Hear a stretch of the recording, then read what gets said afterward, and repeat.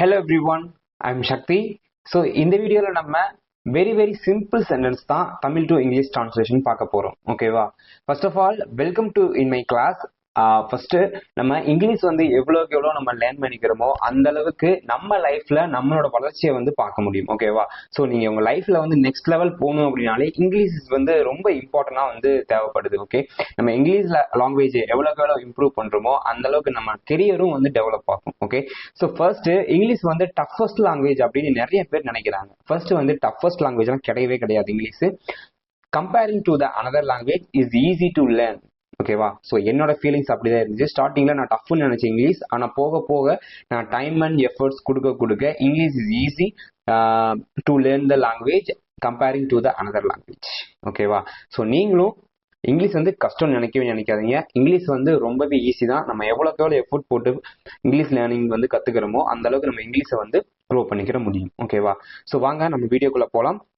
So இது வரைக்கும் நீங்கள் என் வீடியோவை சப்ஸ்கிரைப் பண்ணலாம் பார்த்துட்டு இருந்தீங்கன்னா சப்ஸ்கிரைப் பண்ணி ஃபாலோ பண்ணிக்கோங்க. அப்போ தான் எனக்கு ஒரு மோட்டிவேஷன் கிடைக்கும். ஓகேவா? ஸோ ஃபர்ஸ்ட் பார்க்கலாம். இதுவரை நான் 5 புத்தகங்களை எழுதியுள்ளேன் அப்படின்னு சொல்லி கொடுத்துருக்கேன். ஓகேவா? ஸோ உங்களை பார்த்து ஒருத்தர் கேட்கிறாரு. ஓகேவா? How many books you are writing now அப்படின்னு சொல்லி கொடுத்துருக்காங்க. இது வரைக்கும் ஸ்டில்ன்ற வார்த்தையை யூஸ் பண்ணலாம், சோ ஃபேர்ன்ற வார்த்தையும் யூஸ் பண்ணலாம். ஓகேவா? ஸோ அப்ப நம்ம சொல்லணும் I have written 5 books so far. So far அப்படின்ற வார்த்தையை வந்து இதுவரை அப்படிங்கிறத வந்து லெட்டர் வந்து குறிக்கும். ஓகேவா? ஸ்டில் அப்படின்ற வார்த்தையும் நம்ம பயன்படுத்தலாம், அதே மாதிரி சோ ஃபேர் அப்படின்ற வார்த்தையும் பயன்படுத்தலாம். Still I have written 5 books அப்படின்னு நம்ம சொல்லலாம். அதே அளவுக்கு I have written 5 books so far அப்படின்ற இங்கிலீஷ் சென்டென்ஸை வந்து நம்ம ஸ்போக் பண்ண முடியும். ஓகேவா? ஸோ இது வந்து ரொம்ப சிம்பிளான சென்டென்ஸ் தான். நீங்க ஒரு காலேஜ்லயோ இல்லை ஸ்கூல்லயோ ஏதாவது ஒரு ஒர்க் ப்ரொஃபஷனல் நீங்க இருக்கிறப்போ இந்த மாதிரி கொஸ்டின்ஸ் கேட்க சான்சஸ் இருக்கு. ஓகேவா? So I have written 5 books so far அப்படின்னு நம்ம வார்த்தையை பயன்படுத்தலாம். ஸோ இதெல்லாம் வந்து நம்ம சிம்பிளா பேச முடியும். இந்த சோ ஃபேர் வார்த்தை வந்து அடிக்கடி நிறைய பேருக்கு தெரியாம இருக்கலாம் மேபி. ஸோ அது வந்து நம்ம எக்ஸ்ட்ரா ஆட் பண்ணி பேசுறப்போ கரெக்டான சென்டென்ஸ் ஃபார்மிங்கை கொண்டு வர முடியும். ஓகே, ஸோ நெக்ஸ்ட் சென்டென்ஸ் பாருங்க. நாங்கள் ஏற்கனவே இரவு உணவு சாப்பிட்டு விட்டோம் அப்படின்னு சொல்லி சொல்றாங்க. இப்போ நம்ம ஃபேமிலியோ இல்லை நம்ம ஃப்ரெண்ட்ஸோ கேட்பாங்க. ஸோ நீங்க you are completed your dinner அப்படின்னு சொல்லி கேட்கலாம். ஓகேவா? டின்னர் அப்படிங்கிறது இரவு உணவு அப்படின்னு சொல்றாங்க. ஸோ அப்ப நம்ம சொல்லணும் we have eaten dinner already. நாங்கள் ஏற்கனவே சாப்பிட்டு விட்டோம். ஓகேவா? ஏற்கனவே இரவு உணவு சாப்பிட்டு விட்டோம் அப்படிங்கிறத we have eaten dinner already அப்படின்னு நம்ம இங்கிலீஷ்ல பேசலாம். ஓகேவா? ஸோ நீங்க கேட்கறதா இருந்தா you have completed your dinner now அப்படின்னு கேட்கலாம். ஓகேவா? நீங்க உங்க டின்னரை கம்ப்ளீட் பண்ணிட்டீங்களா அப்படின்னு கேட்டீங்கன்னா எஸ் நம்ம சொல்லலாம் we have eaten dinner already. நான் ஏற்கனவே இரவு சாப்பிட்டு விட்டேன் அப்படின்னு நம்ம இங்கிலீஷ்ல சொல்ல முடியும். ஓகேவா? ஸோ தேர்ட் சென்டென்ஸ் பாருங்க. அவர்கள் சமீபத்தில் ஒரு புதிய வீட்டை வாங்கியுள்ளனர். எப்படி நம்ம இங்கிலீஷ்ல செட் பண்ணலாம்? They have bought a new house recently. Recently அப்படிங்கிறது சமீபத்தில். ஓகே, சமீபத்தில். ரீசெண்டா நம்ம ஒரு போன் வாங்கியிருப்போம், ரீசெண்டா நம்ம ஒரு ஹவுஸ் பில்ட் பண்ணியிருக்கோம், ரீசெண்டா ஒரு டேபிள் வாங்கியிருப்போம், ரீசெண்டா ஒரு பென் வாங்கியிருப்போம். இதெல்லாம் வந்து ரீசெண்ட், அதாவது சமீபத்தில் நடக்கக்கூடிய விஷயத்தை வந்து நம்ம ரீசெண்ட் அப்படின்னு பயன்படுத்துவோம். தே அப்படிங்கிறது வந்து அவர்கள் அப்படின்னு குறிக்கக்கூடியது. தே ஹாவ் பாட் அப்படின்னா வாங்கியுள்ளனர். ஓகே, வாங்கியிருக்காங்க இல்லையா? அதுதான் வந்து பாட் அப்படின்ற வார்த்தை வந்து குறிக்கும். ஓகேவா? They have pot a new house recently. Okay, so அவர்கள் புதிய வீட்டை வாங்கியுள்ளனர், சமீபத்தில் ஒரு புதிய வீட்டை வாங்கியுள்ளனர் அப்படின்னு ஒரு சென்டென்ஸை வந்து ஃபார்ம் பண்ணலாம். ஓகே, சோ நெக்ஸ்ட் சென்டென்ஸ் பாருங்க. அவள் தனது ஆங்கிலத்தை மிகவும் மேம்படுத்தியுள்ளார் அப்படின்னு எப்படி இங்கிலீஷ் சொல்லலாம்? அவள் தனது ஆங்கிலத்தை மிகவும் மேம்படுத்தியுள்ளார் அப்படிங்கறத எப்படி சொல்லலாம்? she has improved. improved means மேம்பாடு. நம்ம லைஃப்ல வந்து ஒரு க்ரோ இருக்கும், அதுதான் நம்ம இம்ப்ரூவ் பண்ணுறோம். இம்ப்ரூவ் பண்றதுக்கு என்ன வழி? நம்ம லைஃப்ல மணியை இம்ப்ரூவ் பண்ணணும், நம்ம கெரியரை இம்ப்ரூவ் பண்ணணும், நம்ம ஸ்கில்லை இம்ப்ரூவ் பண்ணணும். அதுக்குதான் நம்ம இம்ப்ரூவ் அப்படின்ற வார்த்தையை வந்து பயன்படுத்துறோம். she has improved here English a lot. ஓகேவா? சோ அவள் தனது ஆங்கிலத்தை மிகவும் மேம்படுத்தியுள்ளார். லாட் அப்படிங்கிறது வந்து மிகவும் அப்படின்ற வார்த்தையை வந்து குறிக்கும் தமிழ்ல. ஓகேவா? she has improved her English a lot அப்படின்னு நம்ம இங்கிலீஷ்ல சொல்லலாம். ஓகே, சோ இதெல்லாம் வந்து ரொம்ப சிம்பிளான இங்கிலீஷ் சென்டென்ஸ் தான், நம்ம ஈஸியா வந்து லேர்ன் பண்ணிக்கலாம். ஓகே, சோ ஃபிஃப்த் சென்டென்ஸ் பாருங்க. அந்த படத்தை நான் 3 முறை பார்த்துள்ளேன். நம்ம ஒரு மூவியோ இல்லாதி நெட்ஃபிளிக்ஸ் சீரீஸோ இல்லாட்டி நார்மலா ஒரு மூவி ரிலீஸ் ஆகுதுன்னா அது ரொம்ப லைக் பண்ணிருப்போம். அப்படியே பாகுபலி இந்த மாதிரி ஃபிலிம்லாம் வந்து ரொம்ப கிரேட் ஃபிலிம், அதெல்லாம் வந்து 4 or 5 டைம்ஸ் பார்த்துருப்போம். அதை நம்ம எப்படி இங்கிலீஷ் சொல்லலாம்?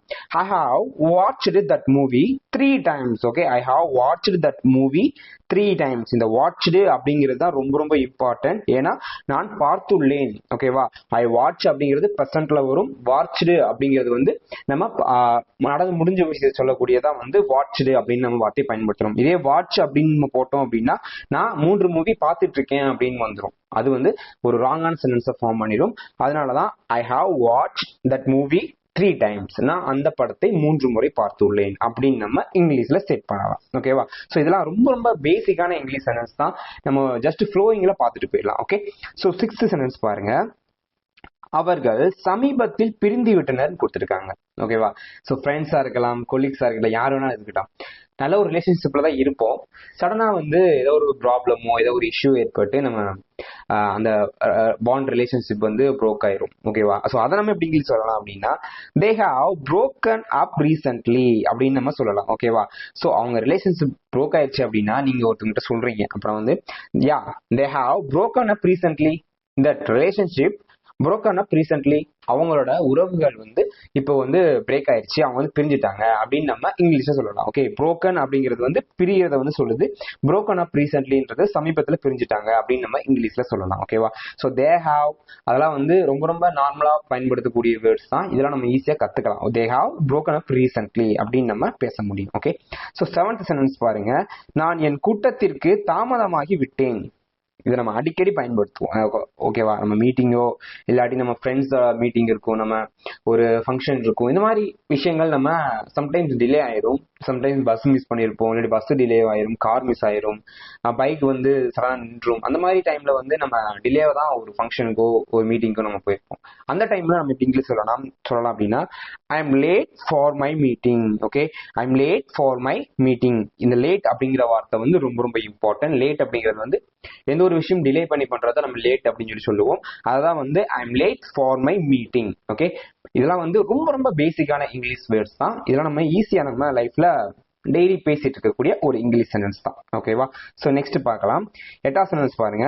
நான் இன்றிரவு உணவு சமைக்க திட்டமிட்டுள்ளேன் அப்படின்னு நம்ம எப்படி சொல்லலாம்? நான் இன்றிரவு உணவு சமைக்க திட்டமிட்டுள்ளேன்.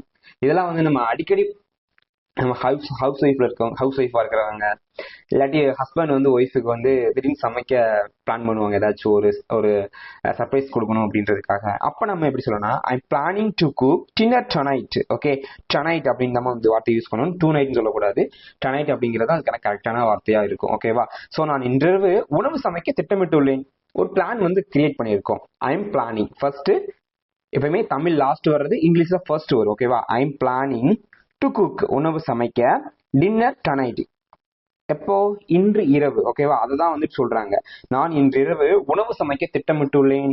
I am planning to cook. Okay, dinner tonight. ஓகேவா, டொனைட் அப்படின்னு சொல்லி சொல்றோம். ஓகேவா, இன்று இரவு நான் உணவு சமைக்க திட்டமிட்டுள்ளேன். இதெல்லாம் வந்து ரொம்ப ரொம்ப சிம்பிளான வேர்ட்ஸ் தாங்க. ஓகேவா, ஸோ இதெல்லாம் நம்ம அடிக்கடி பேசிட்டே இருந்தோம்னா நம்மளுக்கும் அந்த ஃப்ளோ ஆஃப் ஸ்போக்கன் வந்து வந்துடும். Okay, so next 9th sentence பாருங்க. நீங்கள் வழக்கமாக எந்த நேரத்தில் எழுகிறீர்கள்?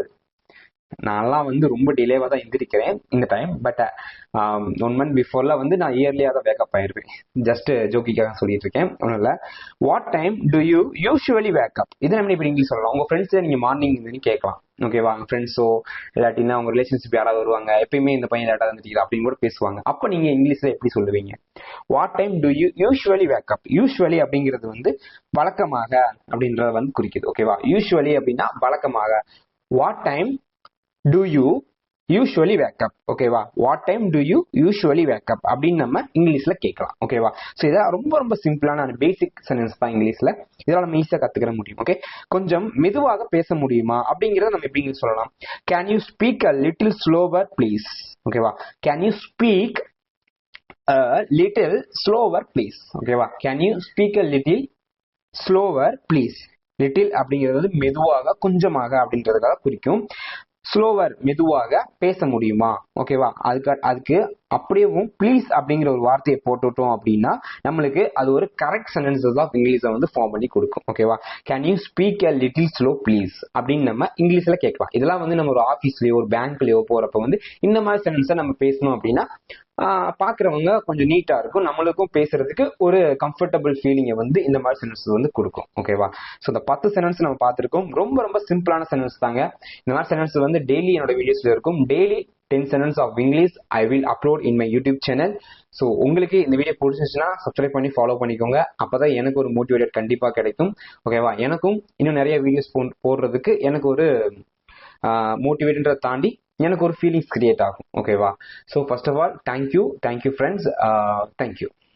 முடியாதது ஒன்றுமே இல்லையே, படியாக்கலாம்